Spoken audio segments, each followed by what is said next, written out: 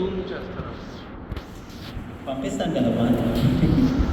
ఇప్పుడు మీరు ఎక్స్ప్లెయిన్ చేయండి. ఇది హైబ్రిడ్ బ్యాటరీ. ఓకే, ఈ హైబ్రిడ్ వచ్చేసరికి మీకు ఇక్కడ కొంచెం డిఫరెన్స్ ఏంటంటే ఇక్కడ బ్యాటరీస్ వస్తాయి.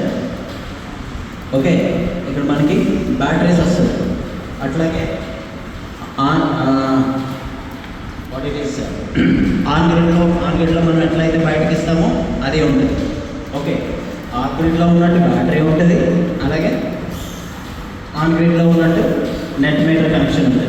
సో ఇవి రెండు వీటిలో మనకి స్విచ్ చేసేది ఈ హైబ్రిడ్ ఇన్వర్టర్. స్విచ్ చేసేది హైబ్రిడ్ ఇన్వర్టర్. ఇక్కడ వచ్చేసరికి మనకి ఏంటంటే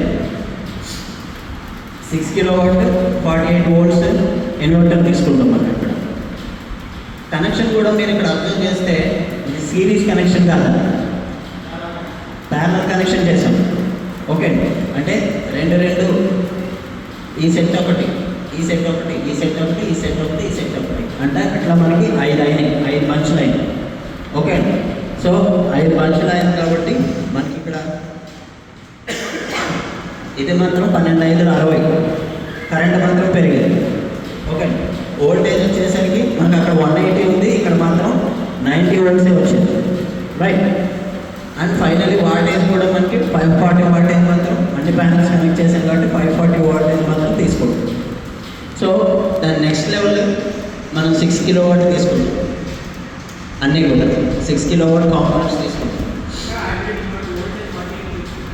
ఏదండి ఇన్వర్టర్ వోల్టేజ్ మనం ఇది మెయింటైన్ చేస్తున్నాం 48, అంటే దానికి తగ్గట్టుగా తీసి నెమ్మదిగా బయట చేసుకొని తీసుకుంటాం. మనకి 90 వాటేజ్ 90 వాట్ వచ్చినా కానీ అది మాత్రం 48 తీసుకుంటాం. సో మాకు నా లేదు నేను అంతా చేసుకుంటానంటే 90 వాట్ డైరెక్ట్గా తీసుకోవచ్చు. ఓకే, సో మనకి ఇక్కడ ఇంకోటి ఏంటంటే మనకి బ్యాటరీస్ కూడా సపోర్ట్ చేయాలి. ఆ బ్యాటరీ కాన్సెప్ట్ కూడా ఉంది. సో ఈ బ్యాటరీస్ అన్నీ మనం మళ్ళీ సిరీస్లో కనెక్ట్ చేసుకొని ఇన్వర్టర్ కనెక్ట్ చేసుకుంటాం. మీరు అబ్జర్వ్ చేశారో లేదో ప్రతిదానికి కూడా గ్రౌండ్ ఉంటుంది.